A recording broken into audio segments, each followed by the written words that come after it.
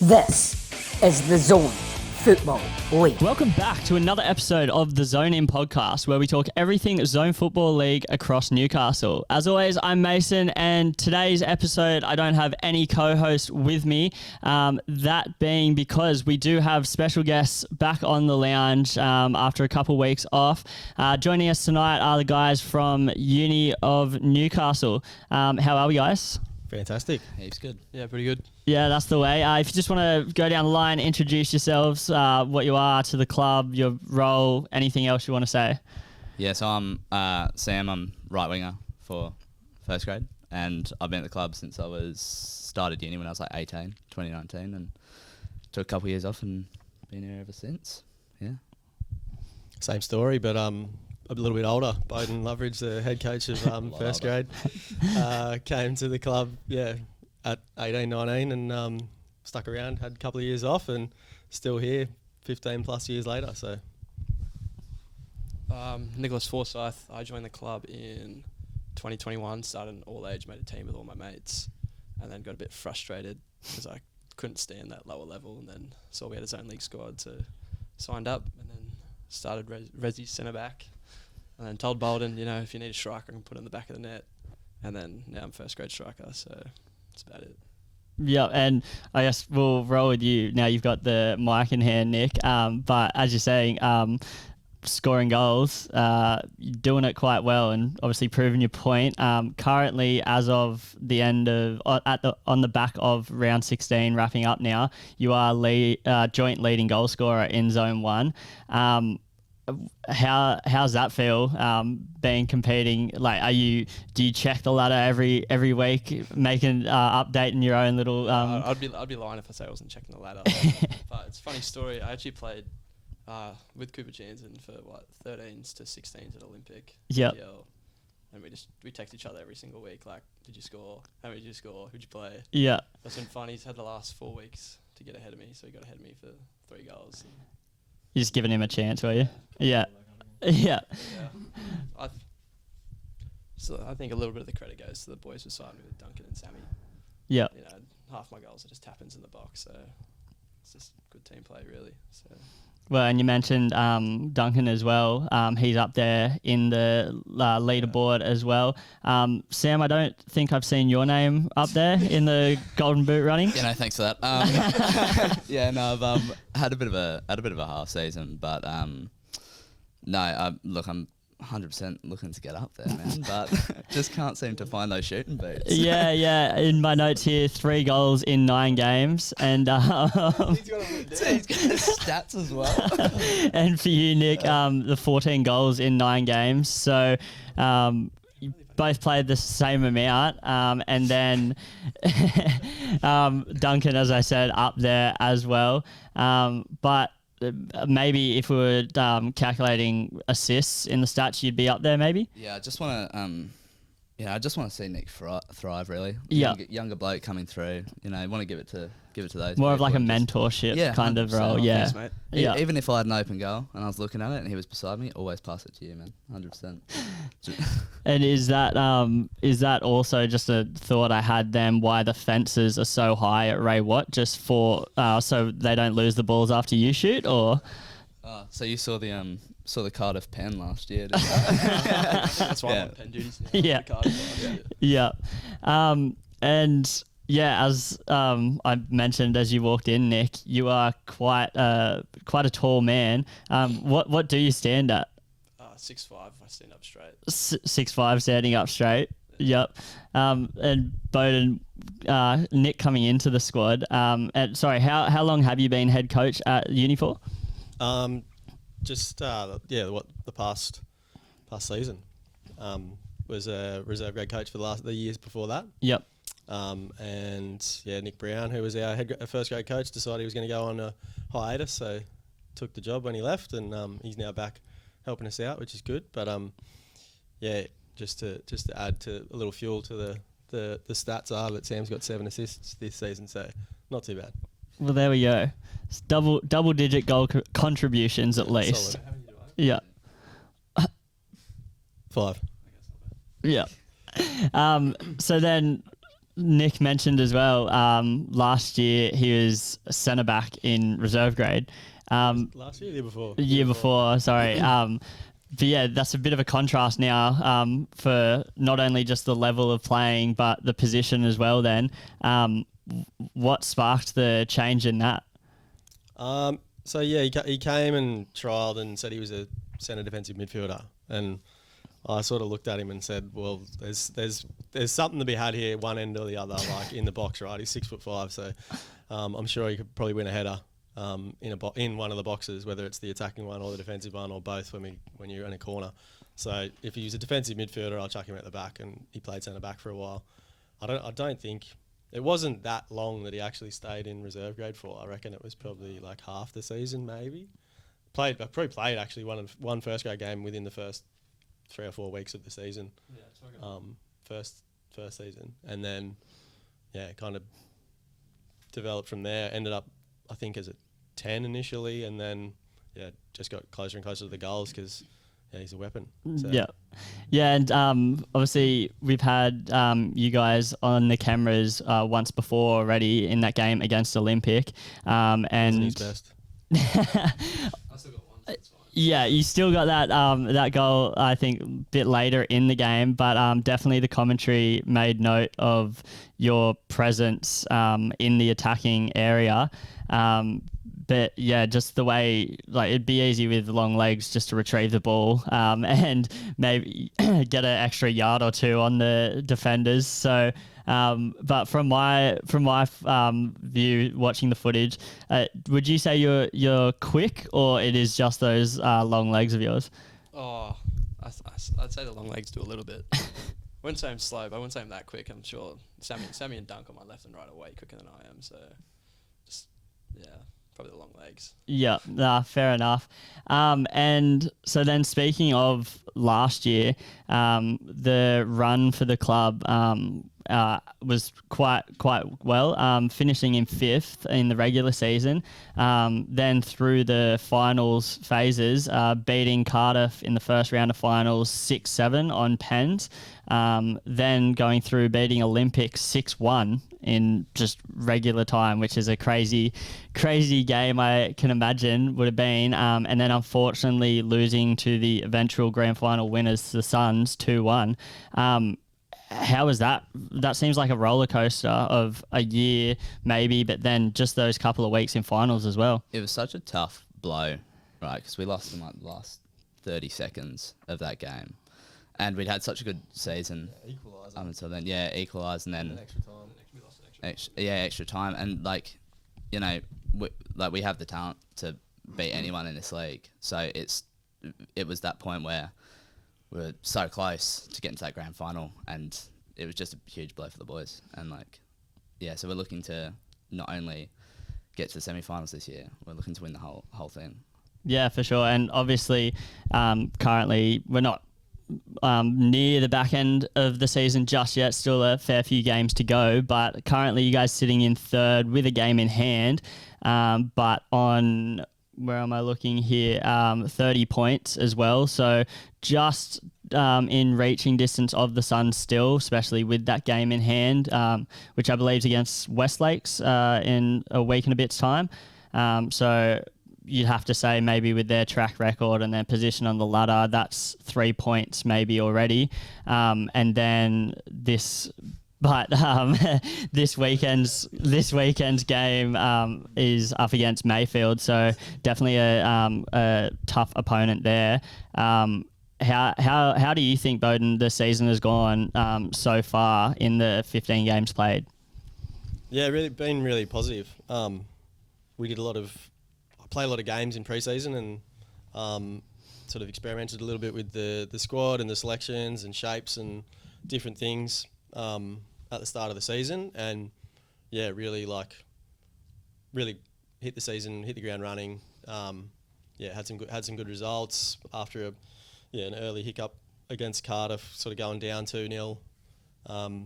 Ended up coming back and beating them, scoring 5. So from that sort of moment onwards, I guess we've done really quite well. The guys have done really quite well, I should say.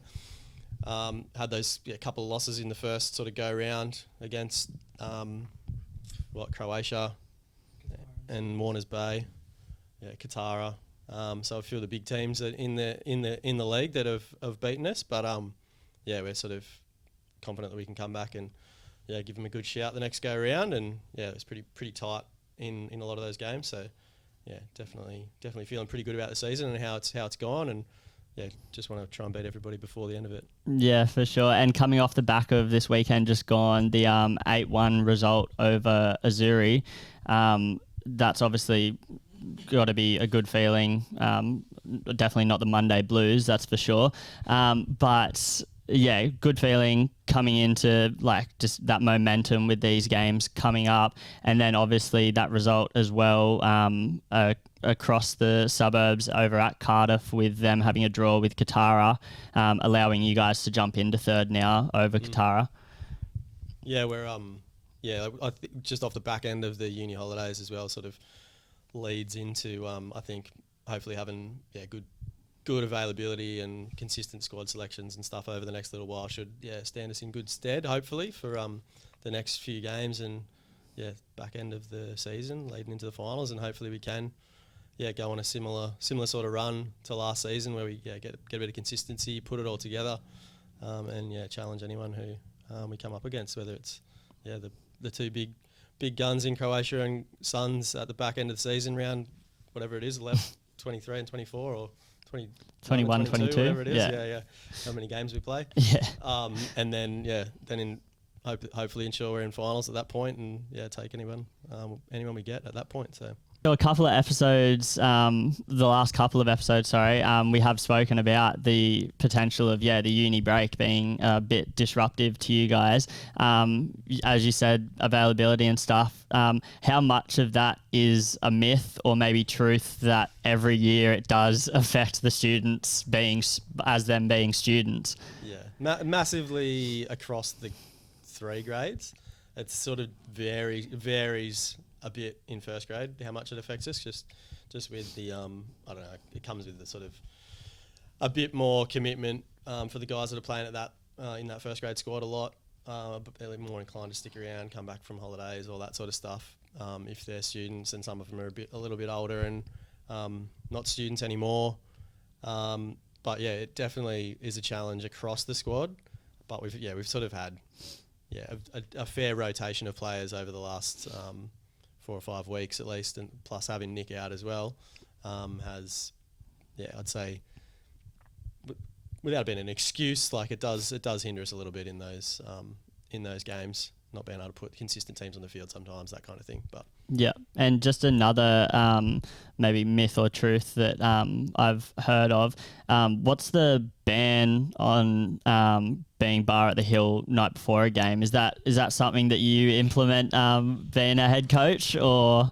No, there's no bar on the Hill ban. I don't even know if it's open on Friday nights anymore, to be honest. It used to be open sort of Wednesdays, Fridays. Sam's pretty quiet over there. He definitely knows if it's open on a Friday or not. I think they've turned it into a bit more of a music venue these days. So it probably depends if there's a gig on or not, whether it's open. But no ban, and there's definitely not that many adhering to it across the squad, even if there was one. So maybe more so the sunny side, getting a workout. No, I'd never drink before a game, so. I would never do that. Yeah, no, never thought about it. So. I can't think of anyone in the squad who would have either. I don't think any of the boys drink, to be honest. So. Right. As we were saying, the dry July at the moment, so this is peak. We all signed up for that? Yeah, everyone's stuck to dry July really well as well, so it's good. Of the what, 16 you said? Yeah, I think it's 12 and 6 of we've got 3 left. 3 left. Yeah. And we were speaking before the podcast as well.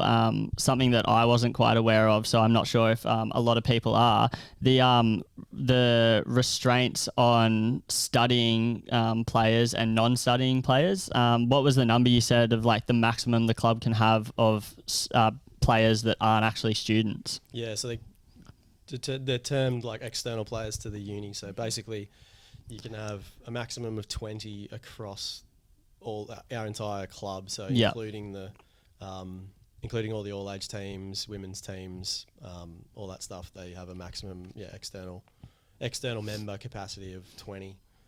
So generally speaking, you have current students or alumni, basically. So your alumni is exempt from that 20 number.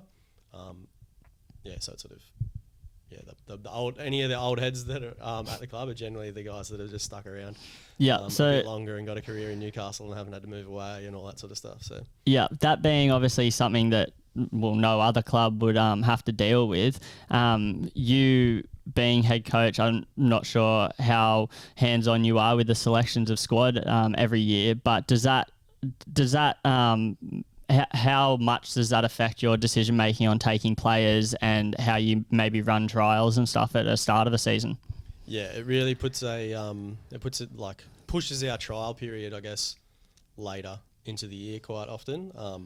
We sort of basically hold open trials every year and sort of put that out to the uni sort of crowd, and so that generally happens in mid-Feb when they first arrive for O week. Yeah, and it traditionally has meant that the vast majority of the guys that we get are from out of Newcastle, arriving in Newcastle, looking for a soccer club in the middle of Feb. Yeah, a lot of the teams in the region, obviously in the higher levels especially, have already got, they've already done their trials, they've already done their selections, they've been doing pre-season for months. We kind of get a lot of the guys that have come from, say, Tamworth, Port Macquarie, North Coast, other areas, and that's where I arrived from Yamba, from the North Coast, and Sam's from Port, and Nick's probably the odd man out on the couch being from Newcastle and playing in Newcastle as a junior. But it's also one of those things where, then every year the turnover, you get a whole new sort of cohort almost of people. So those first couple of games, pre-season's really important because that's where you learn to gel. You learn the names, you learn the people that you see. Whereas I'm going to guess for other teams in Newey, it's they've grown up almost together or have played together for a few years and it's been the same sort of team the whole time. Yeah. So you do know you've already sort of gelled. And I guess that could be reflected in when you look back at the last 5 years of results. 2024, as we said, 5th place, so still quite decent. 23, 9th place. Then 2022 and back to 2020 in the second division of Zone League, finishing 6th, 8th and 5th. So a bit of a wavy track record there. So I guess that from an outside view, that might be why players just inconsistently coming in and out then. Yeah, a little bit of that for sure. And like Sam said, the turnover, you lose people to a career in Sydney or a overseas working holiday after uni or whatever it is. Job back in Tamworth where they're from, or deciding to go play. So you obviously lose some to other teams and stuff when they're they maybe realise that there's somewhere else they can play that's maybe a higher quality or a higher standard that they can go explore. But it's a challenge that we accept, and it's sort of the other side of it is you just get 60 to 100 new faces turn up trying to play for the team in February every year.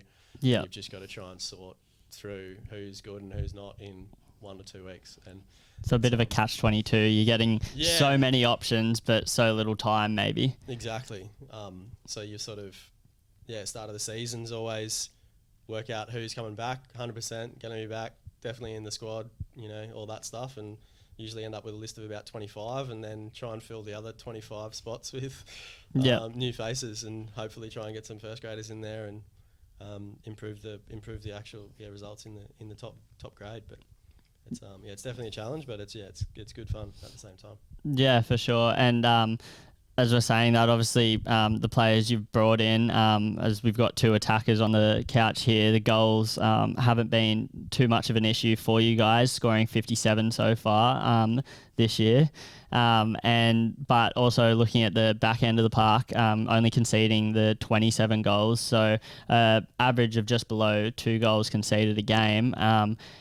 Is that something you're happy with? Both ends of the park, maybe tighten up the defense. Would you expecting more goals out of the boys? Obviously, Sam's letting you down in that aspect, but anyone else? It would be 54 without me.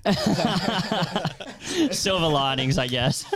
Yeah, no, I think it's been good. That was like one of the I haven't actually gone back and checked the stats from last year, but that was kind of one of the targets for this year is to increase the goal scoring, and I think we're on track to be doing that, which is good.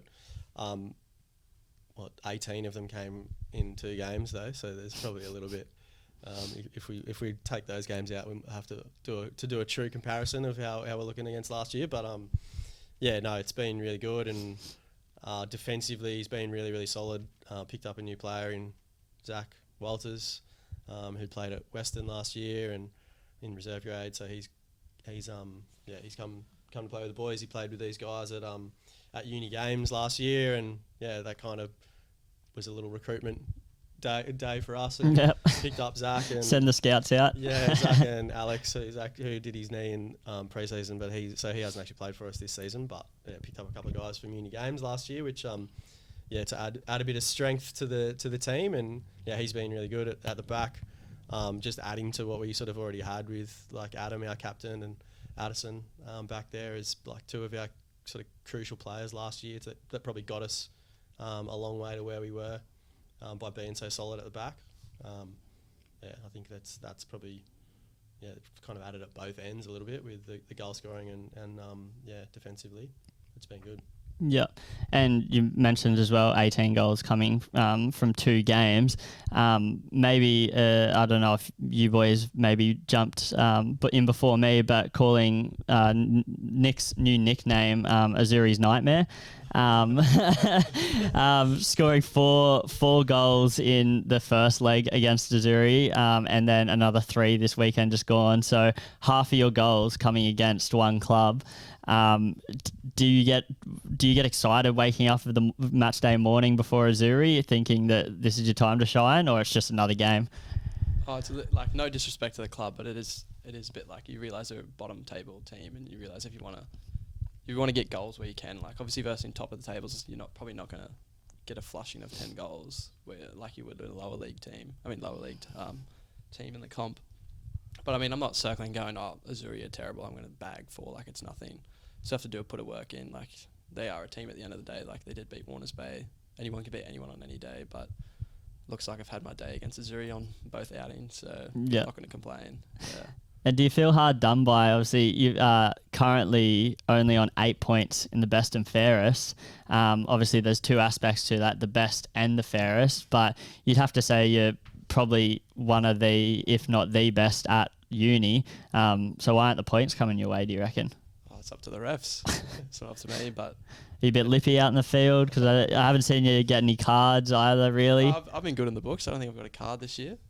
But I wouldn't say I'm a mouse on the field. I probably don't keep my mouth as shut as I should be, but... Yep. It's all with respect to just being competitive, but I think it's easy to give me points. I score goals, but at the end of the day, it's a lot of the other boys that do the work, and they look better than I do. I just put it in the back of the net, so... Yep. No, fair enough. So looking now for the back end of this season, Boden, you touched on a couple of the teams you're still yet to verse. Obviously, you'd be silly to say you're not in contention for finals even now. But is there anything you're looking to really work on, anything to change, or what's your focus now going into this back end of the season to keep that momentum?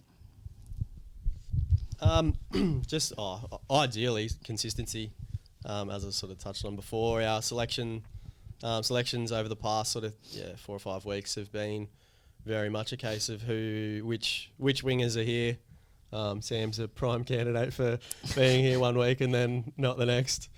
Yeah. And then not available for a couple of weeks and then back for a couple of weeks. But no, it's ideally a bit of consistency in what we're doing.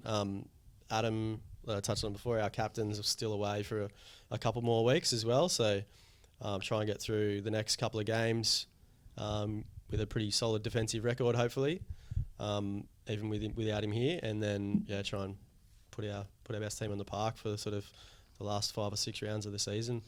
Try and get as much as we can out of it, I guess. Yeah. Just wanted to take a minute to thank all of our great sponsors of the Zone In podcast. We have Deploy Football, the leading developers and manufacturers of performance sporting solutions, not only just including our awesome balls, and also sportswear with all of our grassroots clubs in helping them design and produce amazing apparel. One of our other major sponsors, Solved Marketing. If you want your problems solved, Solved are the ones to go with. Helping businesses, brands solve complex challenges with ingenuity and creative solutions. Solved Marketing is our go-to agency for all of our marketing needs, and we cannot recommend them enough. And finally, Harry Schnitzel Joint. You guys know every week, Man of the Match is presented with the Harry Schnitzel Award. Definitely go check Harry Schnitzel out. And we know that all the Man of the Match recipients have been so excited to get their Harry Schnitzel Man of the Match Award and get down to Harry Schnitzel. And then obviously, if we look at taking out, as you said before, the two big dogs in the league, Croatia and the Suns, who do you guys each think, and you could have different opinions here, who do you reckon's the biggest competition in this league this year, whether it be the games you've had against them or results you've seen or the players that they have? Who do you think besides those top two are the biggest competition in this league? So, like, they all have the strengths, and most of the teams are they're all a good bunch of lads as well. Like, you know, they'll have a chat with them on the pitch and stuff like that. They're good teams. But yeah, as I said, they've all got their strengths. Like Mayfield, they play a sort of similar style to us, and they're always a little bit hard. Qatar, they're just a bunch of good players. Like they're good in attack. They're pretty decent in defence as well. So they're always tough. Warners Bay, I mean, I haven't played them this season. Might have a few more goals if I had, but they've always been a tough team over the years as well. So everyone's got their strengths. I don't think there's one that you can turn around and go, oh, they are the hardest, because, you know, on their day, anyone could sort of beat anyone in this league. That's the beauty of it. Yep, 100%. Boden, for you? Yeah, I think like Qatar have given us a couple of tough games at the start of the season, and then the second round, like, they were just like hard fought competitive games. They did us the first time, we did them the second time. Warners Bay they've always been a bit of a bogey side for us. I think, like, we sort of, especially at Warners Bay, I don't know what it is about that field or that venue, but maybe it's the Sunday game. I don't know. Like, there seems to always be something. So it might be just that everyone's gone out the night before. I'm not sure, but they tend to be a little bit of a bogey team for us at times. And Olympic obviously as well, despite the pretty strong scoreline last year in the finals and decent showing in the first round where we had the Bar TV game. They're always a very good team to come against. Got us in 2-2 back at home when we played them again. So they've always been a bit of a rival from the old Zone League 1 days as well. Well, Zone League 1 before it was Zone League 1 in Premier League. So they've kind of been a bit of a rival the last few years. And then Suns are the old rival, I guess, from way back when I was back in your day. Playing. Playing first grade. Back in those days, were there cameras to record games? I don't or know. Bar Black TV and white, might not have I think. existed yet. But no, and maybe that's why we're down in Zone League 1. I don't know. I would just say another, one team for me is always Olympic, because they've just got all those old boys who, I shouldn't say old, they're not that old, but the older boys who know what to do, and they show their class on the field. And then it's like, even Mayfield this year, I think, because in the first round they had a red card in the first, 6 minutes, and we played them with 10 men, so it'll probably be a different story when they have 11 people. And then Qatar as well. Qatar on the day are a pretty solid squad, so when they get their momentum going, they're hard to beat. So probably those three. I mean, I didn't play the Warners Bay game either, but they seem to make us look pretty bad on that day. So. Yeah, and as you touched on, Sam, it's a league where anything can happen, it seems, and that seems to be happening across all three of the divisions. It's been crazy for us to be able to highlight all of that this year. But that's the exciting thing about Zone League. I'm sure you guys would probably agree as well. I'm not sure if any of you have played a bit higher up or elsewhere, but I'll ask again, all three. What's your thoughts, and the most exciting part of playing in zone league and the best part of the league itself? I think playing in zone league is like, it really is like, there might be, maybe in one comp there might be one clear cut winner, but it feels like there's that middle section where of like 2 to, I don't know, like 9. Like as last season we obviously snuck in 5th, but like a couple of weeks before that we were in like 7th, and then we needed things to go our way, it went our way. I just feel like that 2 to 7 range is like, although it might be like a 5 to 10 point difference, it's really like they can go and beat them. And it's like anyone really can beat anyone. Like Azuri beat Warners Bay, and then Warners Bay turns around and beats us. Like, Yeah. I don't know, it feels like you can't take anything for granted in this league, so it makes it a bit more exciting, like no matter who's playing who.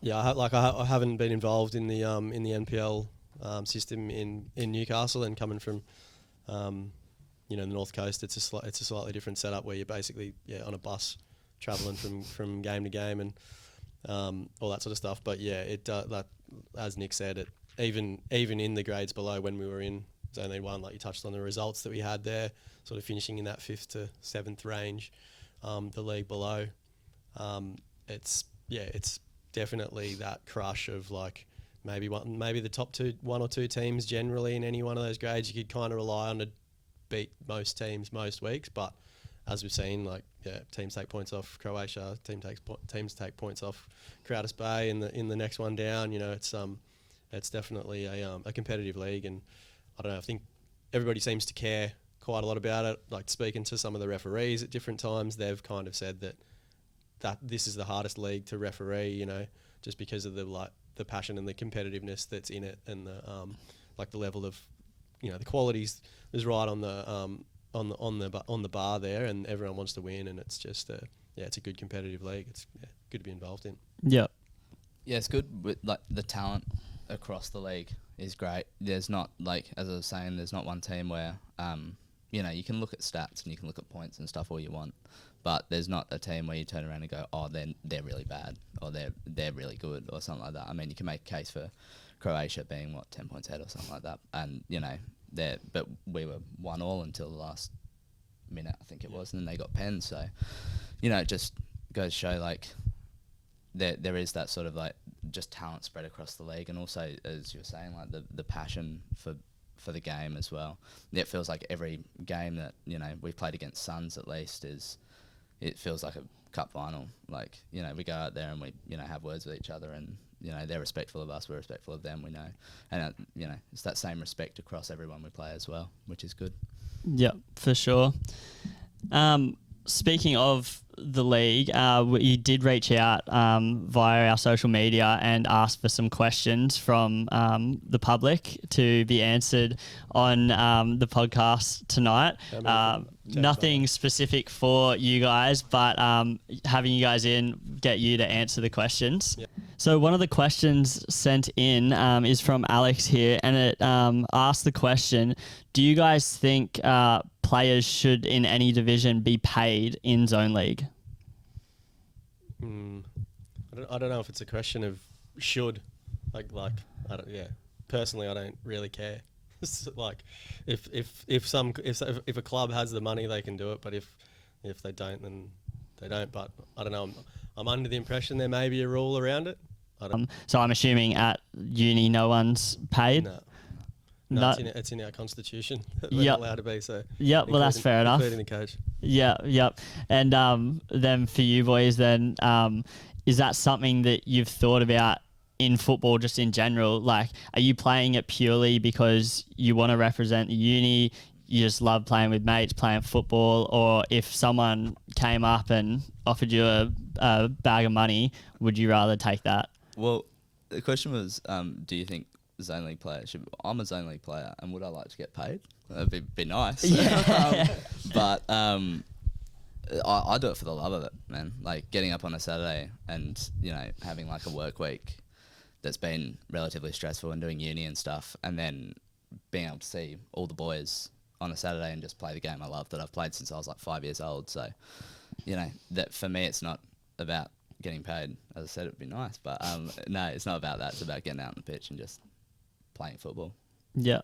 And then another question, which kind of relates to you guys. What are your thoughts on a 5-team final series that we currently play? Should it be that 5-team, or should it be a normal top 4, I guess? And I guess it touches on you guys, as you guys made it into finals last year by coming 5th, as Mick Fleming has said here that 5th normally seems to get kicked out first.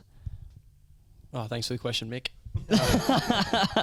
I actually, growing up in like the NPL and other sports I've played, it's always been the 1 versus 4, 2 versus 3. And until I played here, I wasn't familiar with the 5-team format, and I actually like it. Not because we were the 5th last year, but I think it's a good idea that if you come 1st and 2nd, it's a kind of, and I think 3rd as well, it's kind of a reward that you get. If you lose, you get a second chance. Yeah. And then the 1st and 2nd, you can go straight to the grand final, so it's good. Just like, obviously it makes the playoff period a bit longer, but it also makes it more exciting. Like, even though the 5th might normally lose, it's always, I think it's better having the 5th person there.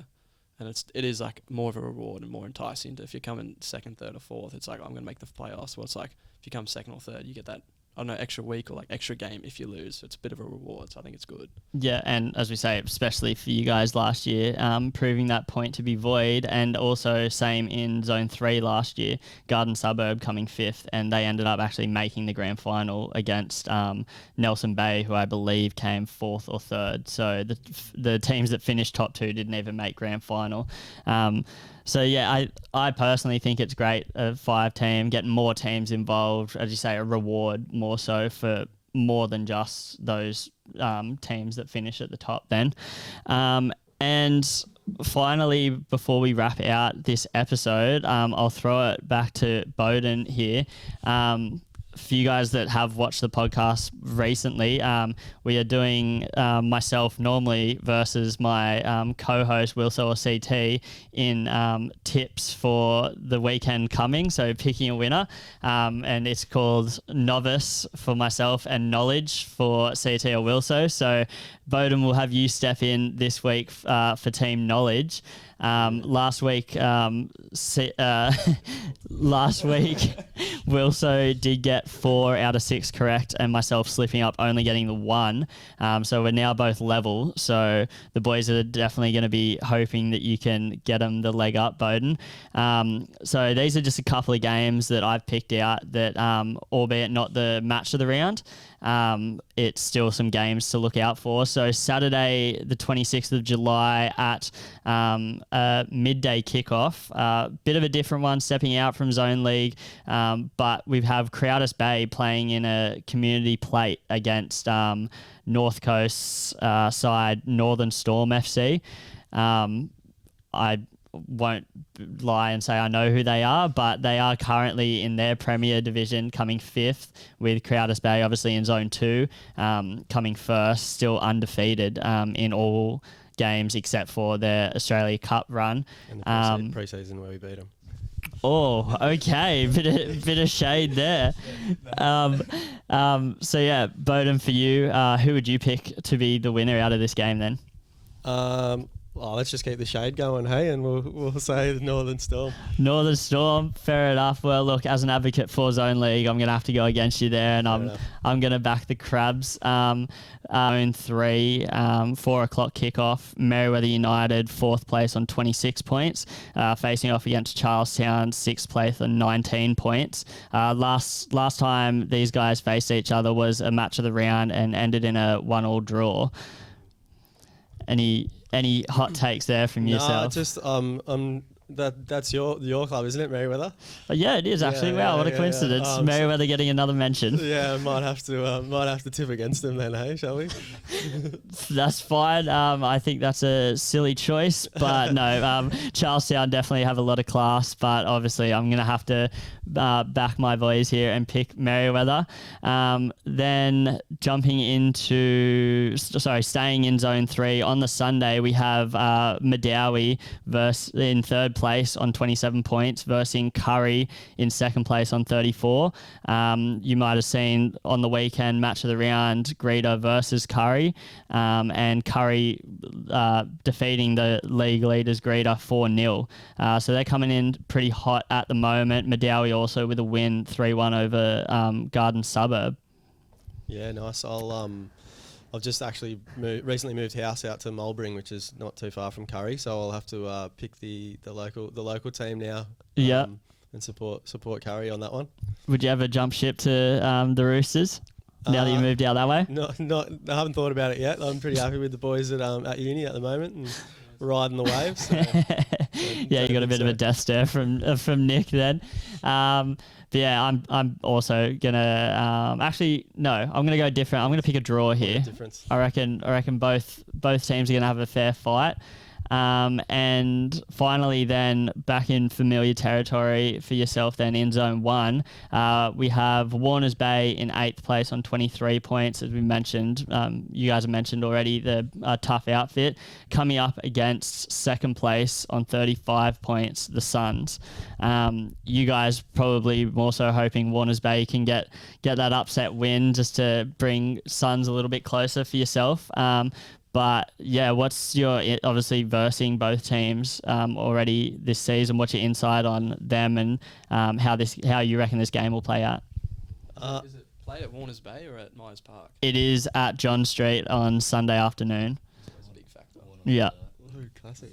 A bit of Warners Bay support. And I know Ben, the coach of Warners Bay, pretty well through work. Have a bit to do with each other on job sites and. Yeah, pretty. I don't know what's the word.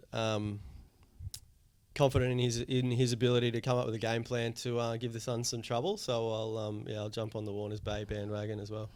Yeah, I'm probably going to call another draw here. I reckon it'll be pretty. You're going for 1 out of 6 again. Pretty tough one for sure. Suns maybe thinking 1 point could get him out of trouble here, so might not go full throttle there. But yeah, finally, reason we've got you guys on tonight. This weekend, round 17, match of the round, Saturday 26th of July at 2:30 kickoff. Raywat Oval sees University face off against Mayfield Seniors. You guys currently sitting in third on 29 points, as we said, also with a game in hand, with Mayfield sitting fifth on 27 points. I'm sure I don't need to ask you for what your tip will be here, going with your students. I'd have to check to see what the availability sheet says, but no, hopefully we should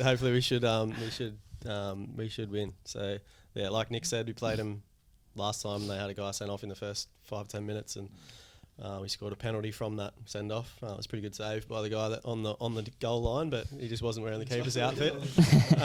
So it's hard to gauge sort of where we are at against them after that game. So it'll be a good test tomorrow. On the weekend. So yeah, looking forward to it, but hopefully we can get the job done and I'll back us to do it. Yeah, and obviously we said with the game in hand being played after this match, whoever does get the 3 points can actually jump, Mayfield get the 3 points, they can jump you guys on the ladder up until maybe that game in hand played. So definitely it's very tight in that middle area there of the ladder. But yeah, do you, as you said, bit different a game coming up? Do you have a game plan or anyone in particular from Mayfield that you know that you need to shut down or anything like that? They had that Maisie left back. Yeah, left back. Small like. Yeah, I think their left back. I don't know if we tackled him once. Like he's nifty and quick. Yeah, they've got a solid midfield core right there.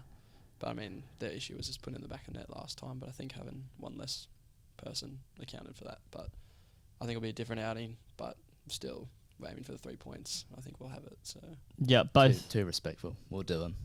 Yeah, easy. Yeah, get a bit of controversy in it.